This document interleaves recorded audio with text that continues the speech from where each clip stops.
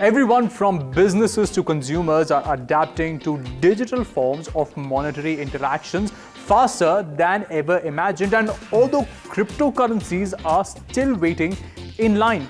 As crypto and stablecoins become more popular, banks globally have realized that they need to provide an alternative or risk the future of money passing them by. Therefore, central banks of more than 80 countries have thus come together and conceptualized something they like to refer to as CBDC or Central Bank Digital Currency, and the Reserve Bank of India is also interested in one.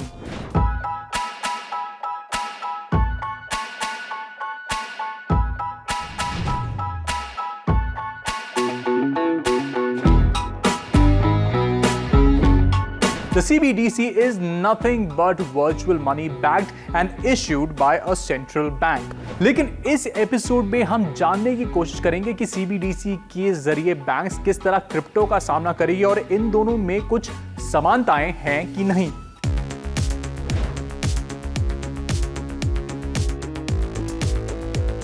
A central bank digital currency (CBDC) is a digital version of a government-backed fiat money.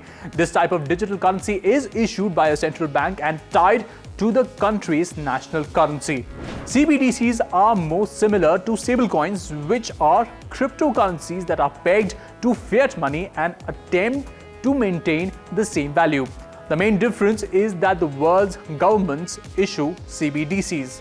A lot of countries are researching and developing CBDCs. Some are inactive or cancelled projects, while others have already launched their digital currencies. CBDCs may affect the crypto market, so you need to understand them. जिस तरह बहुत देश अपने CBDCs पर काम कर रहे हैं, इनके बीच कुछ फर्क होना लाजमी है, लेकिन ये सारे एक ही मॉडल पर काम करते हैं।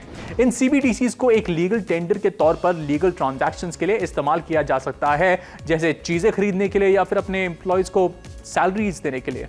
Sounds familiar, right? Like you send money from your bank account to a friend's account at another bank. However, with a CBDC, this type of transaction wouldn't need to pass through multiple banks and take several business days. It could all happen nearly instantaneously on one digital ledger, a major advantage of current day crypto transactions. People wouldn't even need a commercial bank account to use a CBDC. Talking about the key difference between CBDCs and cryptocurrency, there's one primary differentiator here, and that's centralization. A cryptocurrency is a decentralized digital currency, meaning there is no central party that controls it. Transactions are processed and recorded on a blockchain, which is public distributed ledger. As the name implies, a central bank digital currency is controlled by a central bank. Do CBDCs play any role in crypto regulation, and how do you see the future of CBDCs in India? The cryptocurrency and official digital currency bill will have a significant impact on crypto regulation in India.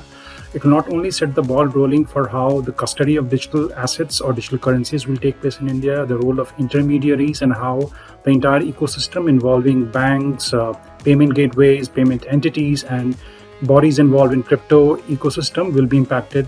Will be another significant thing to watch out for in the coming months and coming years. So the central bank digital currency is one important aspect, or in fact one important agenda of the Reserve Bank of India. And in some of the press releases, they have made it open that they are pursuing a wholesale CBDC first rather than the retail CBDC, because retail is going to be much more complex, and India already has a robust retail payment ecosystem. So a retail CBDC may or may not be needed at this point in time, but a wholesale CBDC for interbank settlements and especially for cross-border payments is a great use case, and CBDCs in India have a bright future. Cryptocurrency also provides much greater privacy than CBDCs. Transactions are sent and received through wallet addresses, and it's possible to retain some degree of anonymity. Certain types of cryptocurrency are even thought to be untraceable. With a CBDC, the central bank will have a record of user and their transactions. Do CBDCs pose any kind of threat to the future of cryptocurrency? So central bank digital currencies, they do not pose significant threat to cryptocurrencies. In fact, central bank digital currencies and cryptocurrencies and stable coins, they all need to coexist in the entire digital asset ecosystem because they are meant for different use cases. Central bank digital currencies are meant for different use cases. They're backed by sovereign, whereas cryptocurrencies, let's say stable coins, which are pegged one-to-one against a fiat currency, have a significant role in making sure the payments happen in real time, and payment networks like Visa and MasterCard are already using stable coins. So stable coins have a significant role to play as far as payments is concerned. So we have to look at cryptocurrencies and digital currencies with respect to the use case and utility they provide. There needs to be a coexistence rather than competition between all these components of digital currency ecosystem.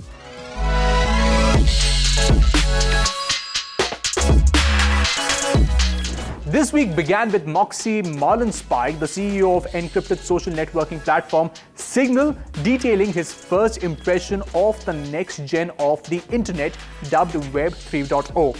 Marlinspike has criticized the prevailing dependence of the Web 3.0 applications on centralized platforms, calling for lesser reliance on the existing monitored internet. यही नहीं, Meta जिसे हम पहले Facebook के नाम से जानते थे, एप्पल और माइक्रोसॉफ्ट से टेक वर्कर्स को हायर कर रहा है अपनी ऑगमेंटेड रियलिटी डिवीजन के लिए, क्योंकि एआर आने वाले दिनों में मेटा के लिए बहुत ही महत्वपूर्ण होने वाला है. Meanwhile, eToro, the popular social trading and investment platform, has announced the launch of its metaverse-themed smart portfolio dubbed Metaverse Life, aimed at offering investors long-term exposures to stocks, crypto assets, and key projects within the metaverse industry. Earlier this week, ex-Twitter boss Jack Dorsey proposed the creation of a legal defense fund that would help Bitcoin developers deal with mounting litigation. Called the Bitcoin Legal Defense Fund, its services would be free for developers to take the advantage of. Dorsey also announced via a tweet that his digital payment firm Block is building a system to make it easier for people to mine Bitcoin. Elsewhere, a class action lawsuit was also filed in California in the United States, naming several high-profile celebrities, including reality TV star Kim Kardashian, American boxer Floyd Mayweather, and NBA player Paul Pierce, among others. The lawsuit sues these celebrities for allegedly participating in an organized pump and dump scheme focused around a cryptocurrency called Ethereum Max or EMAX. The lawsuit claims that investors who put their money in this cryptocurrency eventually lost their capital at inflated prices later. In case that has you on the fence about the dangers of crypto use, listen to this. As per a study conducted by research firm Chain Analysis, the criminal usage of cryptocurrencies is expected to drop around the world as more governments learn to take advantage of the uncensored transparency that blockchain offers.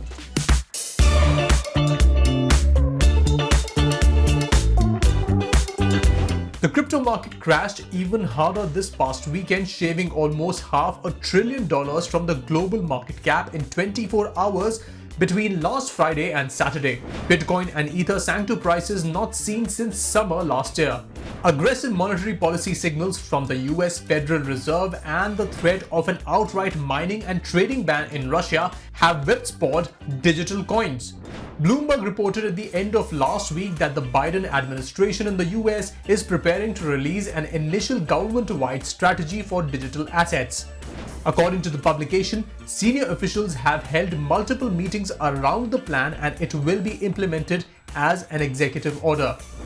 Over the past 7 trading days, Bitcoin has improved its value since the double-digit weekend crash, but has shed around 13% of its value compared with some 25% of Ether.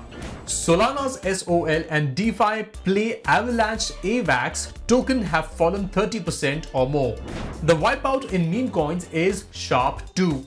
Dogecoin is down by 13% over a similar period, while Shiba Inu is off 25% according to CoinGecko data.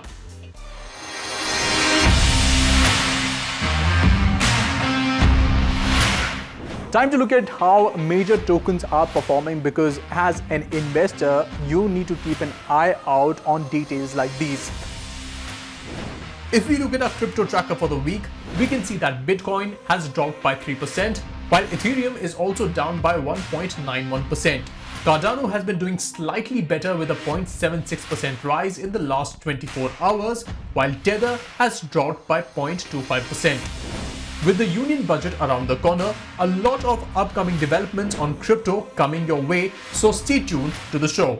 That's it for Crypto Unfiltered this week. If you have any questions regarding cryptocurrency or any jargon that you don't understand, send them across to us on our Twitter and Facebook pages and we'll have an expert answer them for you. This is Cyrus signing off with the promise that I will be back with more crypto next week. See you soon.